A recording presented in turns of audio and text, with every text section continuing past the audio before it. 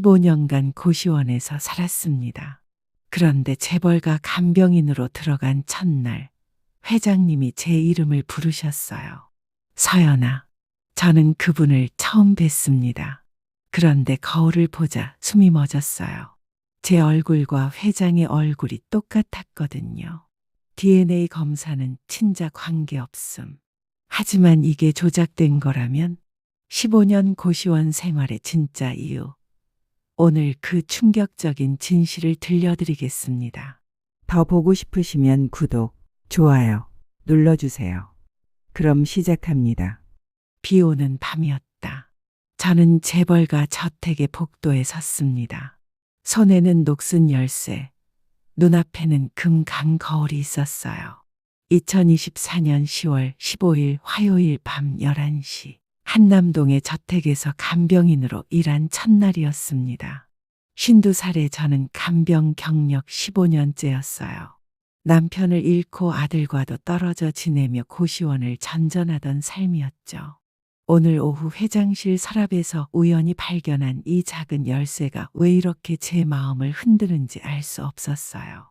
녹이 슬어 누런빛이 돌았지만 손에 쥐는 순간 묘한 따뜻함이 느껴졌습니다. 지금 복도에 걸린 오래된 거울 앞에 서 있었다. 세로로 길게 금이 간 거울이었습니다. 달빛이 비추는 거울 속에서 내 얼굴이 보였다. 그런데 거울 너머로 희미하게 보이는 회장실. 그 침대 위에 누워 계신 회장의 얼굴과 제 얼굴이 겹쳐 보였습니다. 똑같은 눈매, 똑같은 코끝의 작은 점. 아버지? 제 숨이 멎었습니다. 저는 그날 밤 잠을 이루지 못했습니다. 하지만 이 작은 의문이 제 인생을 완전히 바꾸기 시작할 것이었습니다.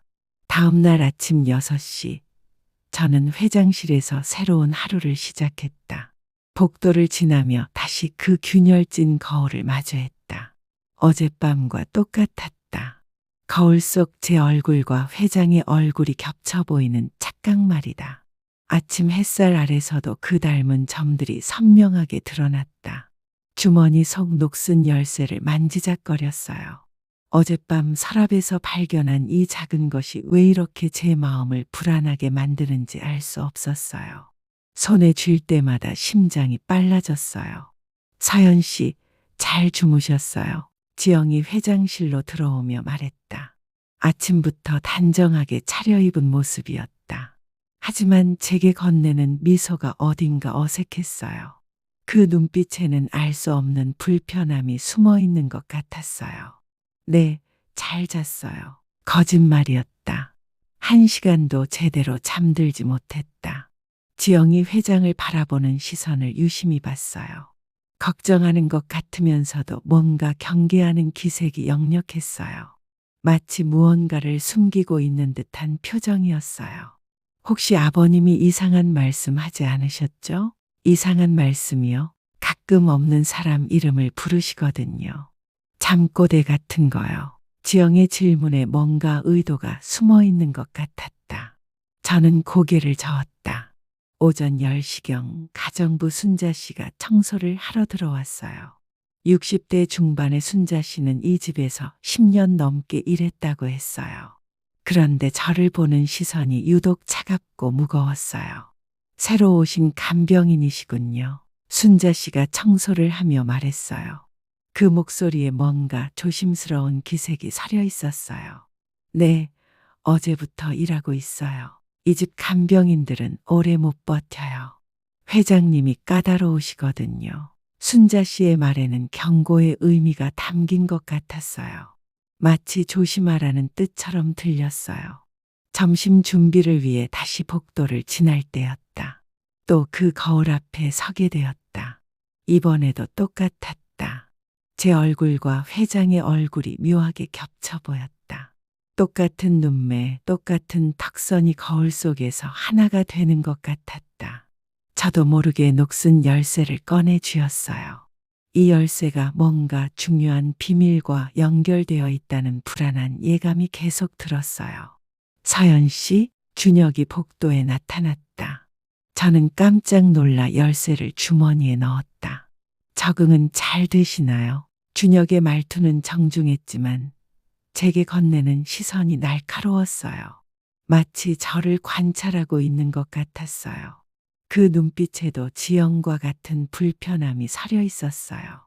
네, 괜찮아요. 혹시 불편한 점 있으시면 언제든 말씀하세요. 배려처럼 들렸지만 다른 의도가 엿보였다. 오후에 회장이 깨어나셨을 때였어요. 저는 조심스럽게 물어봤어요. 회장님, 어젯밤에 제 이름을 어떻게 하셨어요? 회장이 저를 바라봤습니다. 그 눈빛에 간절함이 서려 있었습니다. 서연, 너와 같은 이름을 가진 사람을 알고 있어. 그분이 누구신가요? 하지만 회장은 더 이상 말하지 않으셨어요. 그냥 조용히 눈을 감으셨어요. 저녁 무렵 복도를 지나다 또다시 그 거울 앞에 멈춰섰다. 낡은 라디오에서 흘러나오는 옛날 트로트가 복도까지 들려왔다. 세 번째였다. 하루 종일 이 거울을 볼 때마다 같은 느낌이 들었다. 제 얼굴과 회장의 얼굴이 거울 속에서 겹쳐 보이는 착각. 매번 그 닮은 점들이 더욱 선명해지는 것 같았다. 녹슨 열쇠를 다시 꺼내 들여다봤어요. 이 작은 것이 왜 이렇게 저를 불안하게 붙잡고 있는 걸까요? 희미하게 새겨진 글씨가 있는 것 같았지만 읽을 수 없었어요. 그때였습니다. 회장실 문틈으로 지영과 준혁의 낮은 대화 소리가 새어나왔습니다. 정말 놀라울 정도로 닮았어. 혹시 아직 확신할 수는 없어. 좀 더 지켜봐야겠어. 제 심장이 쿵쾅거리기 시작했습니다. 누구와 닮았다는 걸까요? 그 사람 딸이라는 건 또 무슨 의미일까요? 만약 정말이라면 어떻게 할 거야? 그때 가서 생각하자. 지금은 아무것도 확실하지 않으니까. 발걸음 소리가 가까워졌습니다. 저는 급히 제 방으로 돌아갔습니다. 침대에 누워서도 잠이 오지 않았다. 하루 종일 매번 거울을 볼 때마다 느꼈던 그 묘한 예감들이 머릿속을 맴돌았다. 지영과 준혁의 눈빛에 숨어있던 불편함, 순자 씨의 차갑고 무거운 시선, 그리고 이 녹슨 열쇠가 주는 불안감까지 모든 것이 연결되어 있는 것 같았어요. 제가 이 집에 온 것도, 이 열쇠를 발견한 것도, 거울에서 느끼는 이상한 기분도 우연이 아닐 것 같았어요. 저는 그날 밤 깊은 불안에 휩싸였습니다. 하지만 내일은 더 많은 진실이 드러날 것 같은 예감도 함께 들었습니다. 다음 날 아침, 더 이상 참을 수 없었어요. 2024년 10월 17일 목요일 오전 9시. 어젯밤 들은 그 대화가 계속 머릿속을 맴돌았다. 정말 그 사람 딸일까? 그 말이 제 가슴을 계속 두드리고 있었다. 저는 결심을 굳혔어요. 더 이상 이 의문을 안고 살 수는 없었다. 지영에게 잠시 외출한다고 말했어요. 어디 가세요? 지영의 질문에 뭔가 경계하는 기색이 엿보였어요. 병원에 좀 다녀올게요. 지영의 얼굴이 미묘하게 변했다. 하지만 더 이상 묻지는 않았다. 오전 11시 강남구 삼성동 대학병원 유전자 검사실에 도착했어요. 접수 창구에서 직원이 설명해 줬어요. 부모 자녀 간 친자 확인 검사시군요. 검사 비용은 15만 원이고 결과는 일주일 후 금요일 오후 2시에 나와요. 일주일. 그 시간이 평생처럼 느껴졌다. 상대방 검체도 필요한데 머리카락도 가능한가요? 네, 모근이 있는 머리카락 서너 개면 충분해요. 그날 저녁 9시 투약 시간. 저는 평소처럼 회장의 베개를 정리하면서 조심스럽게 머리카락 몇 개를 수거했어요. 손이 떨렸어요. 하지만 진실을 알고 싶은 마음이 더 컸어요. 다음 날 금요일 오전 검체를 제출했다. 접수증을 받으며 직원이 말했다. 다음 주 금요일 오후 2시에 결과 확인하시면 됩니다. 기나긴 일주일이 시작되었다. 그 주간 동안 저는 이상한 기분에 휩싸였어요. 기대와 불안이 번갈아가며 제 마음을 흔들었어요. 혹시 정말 회장의 딸일까요? 거울에서 본 그 닮은 얼굴이 진실일까요? 지영과 준혁의 시선이 더욱 예리해졌어요.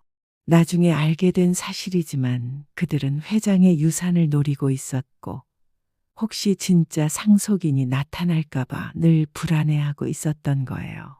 요즘 뭔가 다르시네요. 순자 씨가 청소를 하며 말했어요. 다르다니요? 왠지 들떠 보이면서도 불안해 보여요. 순자 씨의 관찰력이 예리했다. 저는 애써 태어난 척했다. 매일 저녁 거울 앞에서 제 얼굴을 바라봤어요. 정말 회장과 닮았을까요? 매번 볼 때마다 확신이 서기도 하고 의심이 들기도 했어요. 밤에는 잠이 오지 않았어요. 녹슨 열쇠를 만지작거리며 계속 생각했어요. 비 내리는 골목길을 바라보며 혼자 중얼거렸어요. 제발, 마침내 2024년 10월 25일 금요일이 왔다. 오후 2시 정각. 저는 병원 접수 창구 앞에 서 있었어요. 심장이 쿵쾅거렸어요. 시외버스 터미널에서 들려오는 안내 방송처럼 제 머릿속에서도 여러 생각들이 뒤섞였어요. 친자 검사 결과 나왔습니다. 직원이 봉투를 건넸어요. 제 손이 떨렸습니다. 복도 의자에 앉아 떨리는 손으로 봉투를 뜯었습니다. 친자 관계 확률 0.00%. 결론, 친자 관계 불일치. 그 한 장의 종이가 제 세상을 무너뜨렸습니다. 병원을 나와 버스 정류장에 섰다. 하늘에서 비가 내리기 시작했다. 차가운 빗방울이 제 뺨을 적셨다. 버스에 올라 창가 자리에 앉았어요. 빗물이 흐르는 버스 창에 얼굴을 기댄 채 저는 울음을 삼켰어요. 내가 착각한 걸까? 그동안 느꼈던 모든 것들이 허상이었을까요? 거울에서 본 닮은 얼굴도, 회장이 제 이름을 아는 것도, 녹슨 열쇠가 주는 묘한 느낌도 모두 제 착각이었을까요? 버스가 한남동으로 향하며 달렸어요. 창밖 빗속 풍경이 흐릿했어요. 제 마음처럼 모든 것이 불분명해 보였어요. 하지만 이상했다. 분명히 실망스러운 결과였는데 마음 한구석에서는 뭔가 석연치 않다는 생각이 들었다. 지영과 준혁이 그렇게 경계할 이유가 뭘까? 그리고 무엇보다 녹슨 열쇠는 여전히 제 주머니에서 따뜻함을 주고 있었다. 저는 그날 밤 깊은 절망에 빠져들었습니다. 하지만 뭔가 놓친 게 있다는 예감만은 지울 수 없었습니다. 나는 무너져 내린 마음을 안고 저택으로 돌아갔다. 회장님의 방을 바라보는 순간조차 숨이 막혔다. 하지만 그 절망의 밑바닥에서 이상한 불씨가 꺼지지 않았어요.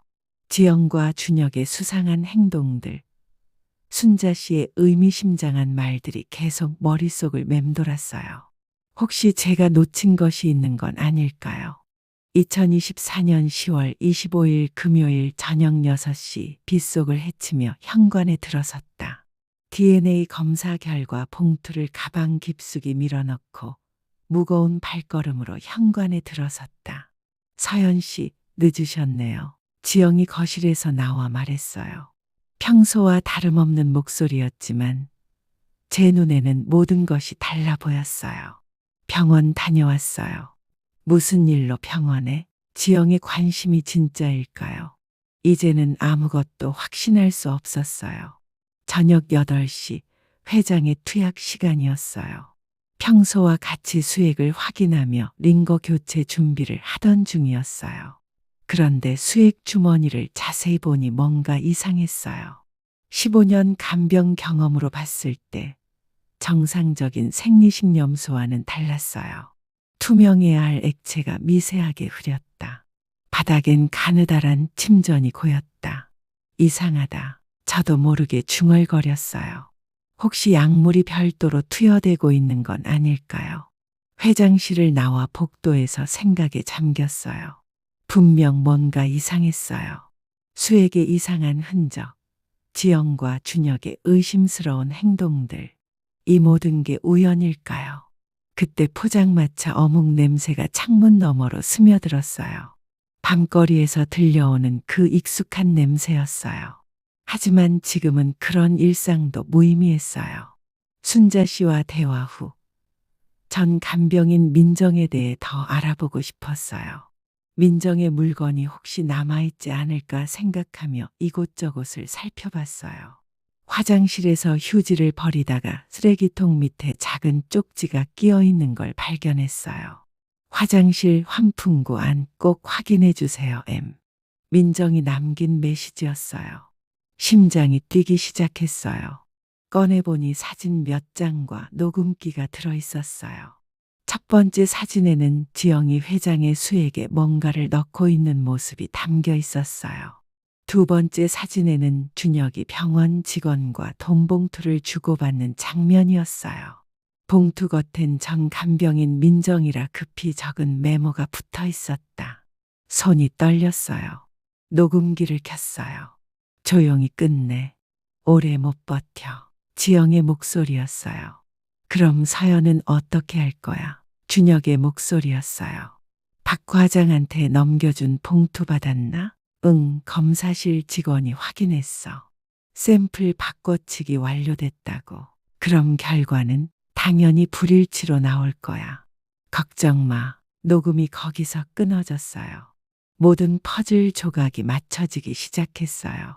병원에서의 이상한 시선, 결과를 받을 때의 직원의 어색함, 그리고 지금 이 녹음, DNA 검사가 조작된 거였어요. 그렇다면 진짜 결과는 무엇이었을까요? 왜 그들이 이렇게까지 숨기려 했을까요? 거울에서 본 그 닮은 얼굴, 회장이 제 이름을 아는 것. 제가 정말 회장의 딸일 수도 있겠다는 생각이 들었어요. 그런데 지영과 준혁이 그 사실을 숨기고 심지어 회장을 천천히 독살하려 하고 있었어요. 화장실 문이 살짝 열리며 순자 씨가 들어왔어요. 서연 씨, 무슨 일이세요? 순자 씨가 제 손에 든 사진들을 보고 놀라셨어요. 순자 씨, 이걸 보세요. 사진을 보여드리자 순자 씨가 한숨을 깊게 쉬셨어요. 역시 그럴 줄 알았어요. 아셨어요? 사실 민정 씨가 떠나기 전에 저한테 말했어요. 이상하다고 증거를 남겨둘 테니 혹시 모르면 찾아보라고. 그런데 며칠 뒤 민정 씨가 갑자기 사고를 당했거든요. 그래서 무서워서 아무 말도 못했어요. 그럼 회장님이 정말, 회장님은 늘 딸 얘기를 하셨어요. 50년 동안 찾고 계셨죠. 서연 씨가 오신 후로는 더욱 그러셨어요. 순자 씨의 증언이 제 확신을 더욱 굳혔어요. 화장실에서 나와 복도의 금간 거울 앞에 섰다. 거울 속 제 얼굴을 봤다. 이제 분노로 일그러져 있었습니다. 더 이상 의심의 여지가 없었어요. 저는 정말 회장의 딸이었어요. 그런데 그들이 그 사실을 숨기고 심지어 아버지를 해치려 하고 있었어요. 그날 밤 나는 조용히 병원으로 향했다. 회장님의 머리카락을 떨리는 손으로 챙기며 다짐했다. 이번만큼은 속지 않으리라. 접수 봉인부터 보관 서명까지 내 눈으로 확인하며 다시 친자 검사를 의뢰했다. 이번에는 절대 조작당하지 않게. 병원을 나서며 주머니 속 열쇠에 차가운 감촉이 등을 곧게 세웠다. 그날 밤 저는 더 이상 피해자가 되지 않기로 했습니다. 2024년 10월 25일 토요일 새벽 2시 저는 잠들지 못한 채 침대에 누워 있었다. 제가 직접 발견한 증거들이 머릿속을 계속 맴돌았다. 수액의 이상한 흔적, 환풍구에서 찾은 사진과 녹음, 지영과 준혁의 음모까지. 더 이상 가만히 있을 수 없었다. 주머니에서 녹슨 열쇠를 꺼내 들여다봤어요. 어두운 방 안에서도 이 작은 열쇠가 뭔가 특별해 보였어요. 회장이 말씀하셨죠. 소중한 것들을 지키고 있다고요. 새벽 3시 저는 조용히 방을 나와 회장실로 향했어요. 복도는 고요했어요. 발소리가 나지 않도록 조심스럽게 걸었어요. 회장실 문을 살짝 열고 들어갔어요. 회장은 깊이 잠들어 계셨어요. 저는 방 안을 자세히 살펴봤어요. 이 열쇠가 여는 것이 무엇일까요? 책상, 서랍, 옷장, 모든 곳을 조심스럽게 확인해 봤어요. 그런데 침대 옆 벽면에 작은 금고가 숨겨져 있는 것을 발견했어요. 그림 뒤에 가려져 있어서 평소에는 보이지 않았던 거예요. 손이 떨렸습니다. 녹슨 열쇠를 금고 구멍에 넣어봤습니다. 딸깍. 금고가 풀리는 순간 복도에서 발소리가 멈췄어요. 문고리가 살짝 흔들렸어요. 저는 숨을 삼키고 어둠 속에 붙어 섰어요. 다행히 문은 열리지 않았어요. 발소리는 곧 멀어졌고 저는 다시 심장이 뛰는 소리를 억누르며 금고 안을 살펴봤어요. 그 안에는 회장의 친필 편지가 고요히 놓여 있었어요. 안에는 몇 장의 서류와 편지 봉투가 들어 있었어요. 가장 위에 있던 편지를 조심스럽게 꺼내 펼쳤습니다. 내 사랑하는 딸 서연에게. 회장의 친필이었습니다. 손글씨가 떨려 있었지만 분명했습니다. 서연아, 아빠가 찾으러 갈게. 편지를 읽으며 눈물이 났어요. 정말 저는 회장의 딸이었어요. 그리고 회장은 저를 평생 기다리고 계셨던 거예요. 편지에는 이런 말도 적혀 있었습니다. 50년을 기다렸어. 내 어머니 미영이가 너를 데리고 떠난 후 아빠는 매일 너를 그리워했단다. 너는 아빠의 유일한 법정 상속이냐. 다른 서류들도 확인해 봤어요. 회장의 유언장 그리고 제 출생신고서 원본까지 있었어요. 모든 것이 저를 회장의 친딸로 증명하는 자료들이었어요. 서류 더미 속에는 오래전 간병인 기록도 있었다. 서류 더미 사이에 간병인 근무 기록이 끼어 있었다. 담당자란에는 민정이라는 이름, 환풍구에서 발견한 봉투 메모와 겹치며 누군가 마지막까지 진실을 전하려 했음을 깨달았다. 금고를 다시 닫고 조용히 제 방으로 돌아왔어요. 하지만 잠은 오지 않았어요. 가슴이 뛰었어요. 오전이 되자 저는 회장실로 갔어요. 평소와 다름없이 간병을 시작했지만 제 마음은 완전히 달라져 있었어요. 회장님, 조심스럽게 불러봤어요. 그리고 잠시 망설이다가 작은 목소리로 덧붙였어요. 아버지. 회장이 눈을 뜨시며 놀란 표정을 지으셨어요. 방금 뭐라고 했니? 아버지라고 불렀어요. 회장의 눈에 눈물이 맺혔어요. 서연아, 정말 내 딸이구나.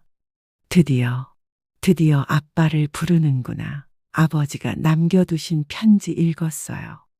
그 편지를 찾았구나.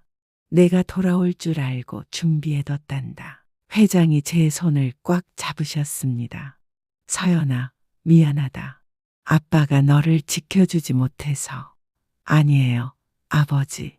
이제 제가 아버지를 지킬게요. 정말 내 딸이 맞구나. 미영이를 닮았어. 회장의 목소리에 그리움이 가득했습니다. 어머니 얘기해 주세요. 미영이는 참 착한 아이였어. 너처럼 말이야. 하지만 집안의 반대가 심해서 회장이 과거를 회상하며 천천히 말씀하셨어요. 저는 처음으로 어머니와 아버지의 사랑 이야기를 듣게 되었어요. 이제 무섭지 않다. 내 딸이 돌아왔으니까. 그날 저녁 복도의 금간 거울 앞에 아버지와 함께 섰어요. 거울 속 저희의 모습을 봤어요. 정말 많이 닮아 있었어요. 거울의 금은 여전히 깊게 갈라져 있었지만 이제는 왜곡이 아닌 진실을 비추고 있었습니다. 저는 더 이상 혼란스럽지 않았어요. 제가 누구인지, 무엇을 해야 하는지 명확했어요. 저는 그날 밤 처음으로 깊이 잠들었습니다. 진짜 아버지의 딸로 인정받은 첫날 밤이었습니다. 하지만 아직 끝나지 않았어요. 다음 날 아침, 저는 민정 씨가 남긴 모든 증거를 경찰에 신고했어요. 수액 독살 시도, DNA 검사 조작, 그리고 민정 씨의 의문사까지 모든 것을 털어놓았어요. 정말 용감한 일을 하셨네요. 담당 형사가 말했어요. 사진과 녹음 자료는 결정적 증거가 되었어요. 지영과 준혁이 구속되는 모습을 창문 너머로 봤어요. 그들의 얼굴에는 더 이상 가면 같은 미소가 없었어요. 마침내 정의가 실현되는 순간이었어요. 이제 정말 안전해졌구나. 아버지가 제 손을 꽉 잡으시며 말씀하셨어요. 독성 물질 투여가 중단된 후 아버지의 얼굴에는 생기가 돌아오기 시작했어요. 순자 씨는 눈물을 흘리며 말씀하셨어요. 민정 씨의 희생이 헛되지 않았어요. 정말 다행이에요. 모든 진실이 밝혀지고 악인들이 처벌받는 것을 지켜본 후에야 저는 진정으로 마음의 평화를 찾을 수 있었어요. 한 달 후 모든 것이 정리되었어요. 민정 씨가 남긴 증거 덕분에 지영과 준혁은 독살 미수와 DNA 검사 조작 혐의로 구속되었어요. 재판에서 지영은 7년, 준혁은 5년의 실형을 선고받았어요. 아버지의 건강도 서서히 회복되고 계셨어요. 독성 물질 투여가 중단된 후 놀라울 정도로 좋아지셨거든요. 2024년 11월 15일 금요일 오후 서울대병원에서 재검 결과를 받았어요. 이번에는 확신이 있었어요. 친자 관계 확률 99.9%. 결론, 친자 관계 일치. 병원에서 나와 저택으로 돌아왔어요. 아버지께 결과를 보여드렸어요. 드디어 세상이 인정해 주는구나. 우리가 진짜 가족이라는 걸. 아버지의 목소리에 안도감이 가득했어요. 그날 저녁 복도의 금간 거울 앞에 아버지와 함께 섰어요. 거울 속에 비친 저희 부녀의 모습을 봤어요. 균열은 여전히 남아 있었지만 그 틈새로 빛이 스며들고 있었습니다. 저는 주머니에서 녹슨 열쇠를 꺼냈어요. 아버지, 이 열쇠는 이제 어떻게 해야 할까요? 그 열쇠는 이제 내 것이야. 과거를 잠그는 쇠붙이가 아니라 내 삶을 여는 열쇠로 사용하렴. 녹슨 열쇠는 이제 과거를 잠그는 쇠붙이가 아니라 제 삶을 여는 열쇠였습니다. 그리고 저는 여러분께 묻고 싶어요. 만약 여러분의 손에 낡고 녹슨 열쇠 하나가 쥐어진다면 과연 어떤 문을 먼저 열겠습니까? 때로는 가장 작고 보잘것없어 보이는 것이 우리 인생의 가장 큰 비밀을 풀어주는 열쇠가 될 수도 있답니다.